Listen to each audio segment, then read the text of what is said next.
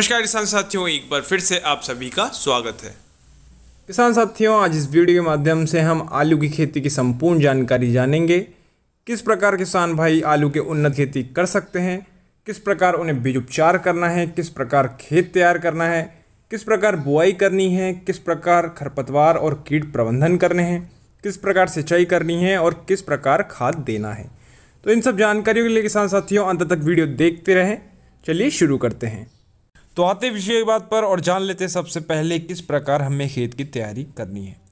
किसान साथियों, खेत की तैयारी यानी ज़मीन की तैयारी के लिए आपको एक दो बार जुताई करके और फिर हैरो चलाकर खेत को तैयार करना है। हाथ की कुदाल से या मेड़ बनाने वाली मशीन से लकीरों के बीच 45 से 60 सेंटीमीटर की दूरी के साथ मेड़ बनाएं और फिर हल जोतें। किसान साथियों, खेत की तैयारी करते वक्त आपको 60 क्विंटल प्रति एकड़ की दर से गोबर की खाद या फिर 30 क्विंटल प्रति एकड़ की दर से वर्मी कंपोस्ट या फिर 100 किलोग्राम प्रति एकड़ की दर से स्टीरामिल डालना है।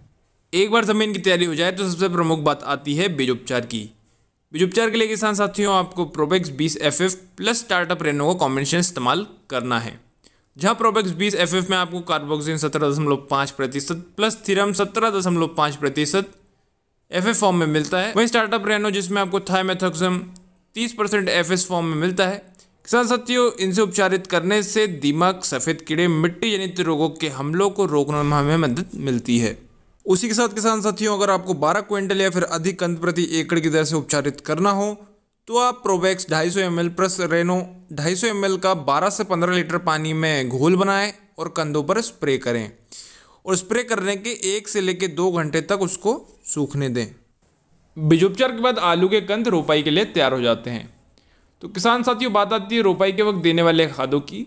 तो 2-2 किलो एजोफ्रिलियम और फॉस्फोबैक्टीरियम प्रति एकड़, वहीं 24 किलो मैग्नीशियम सल्फेट प्रति एकड़ की दर से आपको रोपाई के वक्त देना है। वहीं 48 किलो नाइट्रोजन, 96 किलो फॉस्फोरस और 48 किलो पोटेशियम प्रति एकड़ की दर से 2 भागों में देना है।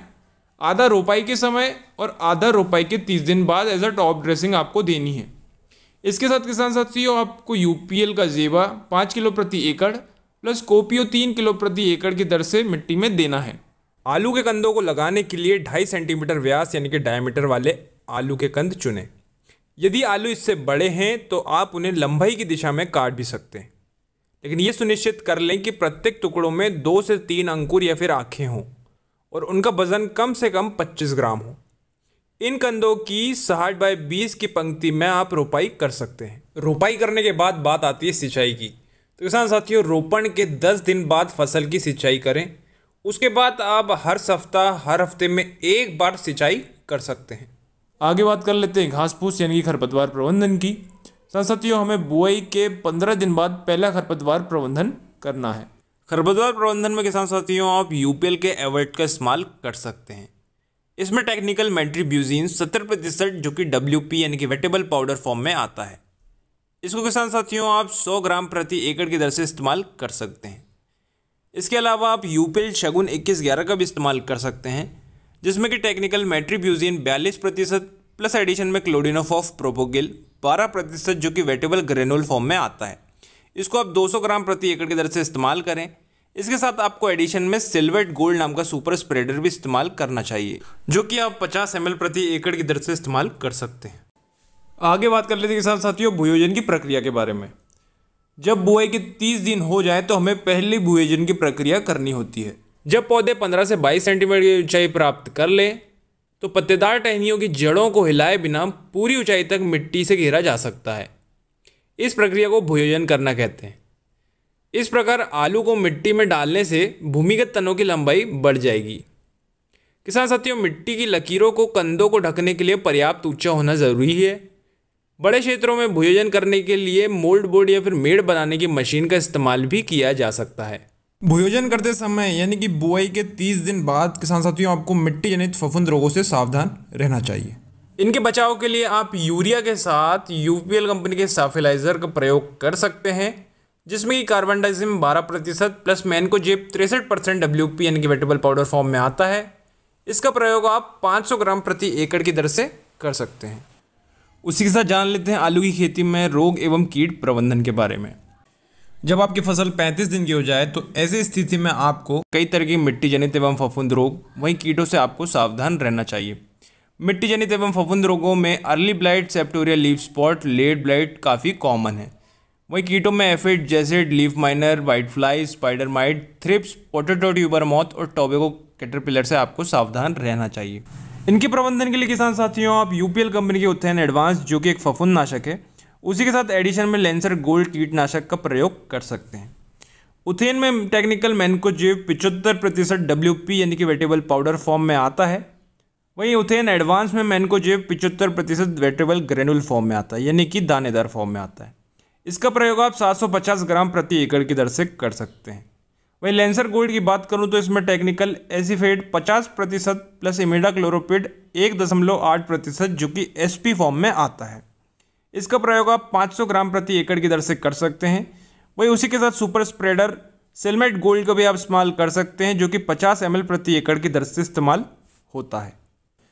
किसान साथियों जब आपकी फसल 40 से 45 दिन की हो जाए और एक बार पौधे की पत्तियों का पूर्ण विकास हो जाए तो पौधे के मुख्य तने के स्वस्थ विकास के लिए किसान साथियों में क्यूप्रोफिक्स डिस्पर्स, जिसमें कि कॉपर सल्फेट 47.15% प्लस मैनकोजेब 30% जो कि WDG फॉर्म में आता है, इसका इस्तेमाल हमें 750 ग्राम प्रति एकड़ की दर से करना चाहिए। वही UPL के मैक्रेना जो कि एक जैविक टॉनिक है, इसका इस्तेमाल हमें 250 ml प्रति एकड़ की दर से करना चाहिए। इनके साथ एडिशन में आपको सिल्वेट गोल्ड जो कि एक सुपर स्प्रेडर है 50 ml प्रति एकड़ की दर से इस्तेमाल करना है। किसान साथियों इसके पश्चात आपको बताई गई भूयोजन की प्रक्रिया यानी कि बुआई के 45 दिन के बाद दोबारा से दोहराना है। भूयोजन की प्रक्रिया के बाद बात आती है किसान साथियों दूसरे रोग एवं कीट प्रबंधन की। पहले रोग एवं कीट प्रबंधन के 15 से लेकर 20 दिन के बाद हमें दूसरा रोग प्रबंधन कर देना चाहिए। इसके लिए किसान साथियों आपको UPL का एवांसर ग्लो, जिसमें technical azoxystrobin 8.3% plus mancozeb 66.7% wettable granule form में आता है, इसको 600 ग्राम प्रति एकड़ की दर से इस्तेमाल करें। उसके साथ UPL का उलाला इंसेक्टिसाइड, जिसमें कि टेक्निकल फ्लोनिका मिड 50% WG फॉर्म में आता है, इसको आपको 80 ग्राम प्रति एकड़ की दर से इस्तेमाल करना है। इन दोनों के साथ आपको सुपर स्प्रेडर सिल्वेट गोल्ड का भी इस्तेमाल करना है, जिसकी मात्रा आपको 50 ml प्रति एकड़ की दर से रखनी है। दूसरे रोग एवं कीट प्रबंधन के बाद यानी कि बुआई के 60 से लेकर 65 दिन के बाद हमें UPL रेनमैन का इस्तेमाल करना है। साथ साथ ही UPL रेनमैन लेट ब्लाइट के लिए प्रयोग की जाती है। बात करूँ इसके टेक्निकल की तो इसमें साइजोफिमिड 40% SC फॉर्म में आता है, जिसको आपको 80 ml प्रति एकड़ की दर से इस्तेमाल करना है। वही एडिशन में आपको सिल्वेट गोल्ड 50 ml प्रति एकड़ की दर से भी इस्तेमाल करना है। अगला स्प्रे के साथ साथियों पूरी तरीके से आपकी ज़रूरत पर आधारित है, यानी कि बुआई के 70 दिन बाद अगर आपको आपकी फसल में लेट ब्लाइट के प्रकोप दिखे तो आप अगला स्प्रे कर सकते हैं। इसके लिए साथ साथियों आप UPL का यूनिलेक्स 72 WP जब आपको फूल दिखना शुरू हो जाए तब आप इसका स्प्रे कर सकते हैं। इसमें technical mancozeb 64% plus metalaxyl 8% WP यानी कि वेटेबल पाउडर फॉर्म में आता है। इसको आपको 500 ग्राम प्रति एकड़ की दर से इस्तेमाल करना है। साथ ही इसके साथ आपको super spreader silhouette gold 50 ml प्रति एकड़ के साथ इस्तेमाल करना है। खासकर ये लेट ब्लाइट के लिए इस्तेमाल किया जाता है। एक बार फूलों की अवस्था निकल जाने के बाद आलू की खेती में कंद के आकार और बढ़वार की प्रक्रिया चलती है। उसके बाद डीहोल्मिंग की प्रक्रिया की जाती है। डीहोल्मिंग की प्रक्रिया के लिए किसान साथियों आपको UPL कंपनी के यूनिकॉट, जिसमें कि पैराक्वाल डाइक्लोराइड 24% SL फॉर्म में आता है, इसका प्रयोग आपको करना है। इसको आप 1 लीटर प्रति एकड़ की दर से इस्तेमाल कर सकते हैं। डीहोल्मिंग का अर्थ है किसान साथियों ज़मीन के ऊपर पाए जाने वाले आलू के भाग के वानस्पतिक भाग से जड़ के कंदों को अलग करना। पौधों की वानस्पतिक वृद्धि रोकने के लिए डीहोल्मिंग की प्रक्रिया की जाती है। आलू कंद के पीले होने पर कटाई से लगभग 10 से 15 दिन पहले डीहोल्मिंग की जाती है। यह प्रक्रिया ज़मीन के नीचे कंद के विकास में मदद करती है, जिसे प्रसार के लिए बीज के रूप में इस्तेमाल किया जा सकता है। इस प्रक्रिया के बाद किसान साथियों पत्ते पीले होने की शुरुआत होगी। जब अधिकांश पत्ते पीले होने लगे तब फसल कटाई के लिए तैयार हो जाती है। जब शीर्ष सूखने लगे और नीचे गिर जाते हैं, इस स्तर पर कंदों के सेल्फ जीवन को बढ़ाने के लिए फसल को हटाने की सलाह दी जाती है। डंठल काटने के लगभग 15 दिन के बाद फसल काटी जानी चाहिए। इसके बाद बात कर लेते हैं कटाई के बाद के प्रबंधन की। कटाई के बाद आलू को ठंडे स्थानों में ढेरों और त्वचा को सुखाने और आगे ठीक करने के लिए 10 से 15 दिन के लिए रखा जाता है। और इसके बाद आलू को कोल्ड स्टोरेज में 4 से लेकर 60 डिग्री सेल्सियस और 80 से लेकर 95% सापेक्षिक नमी के तापमान पर भंडारित किया जा सकता है। तो ये थी संपूर्ण जानकारी आलू की खेती के बारे में। भाई अगले वीडियो में हम जानेंगे किसान साथियों कि हमें प्याज की खेती कैसे करनी है। कोई भी सवाल, कोई भी प्रश्न मुझसे कमेंट बॉक्स में ज़रूर पूछें। उसी के साथ अंत तक वीडियो देखने के लिए धन्यवाद। फिर लौटूंगा ऐसी जानकारी से सूचना के साथ। तब तक के लिए इजाज़त दीजिए किसान साथियों। जय हिंद, जय भारत।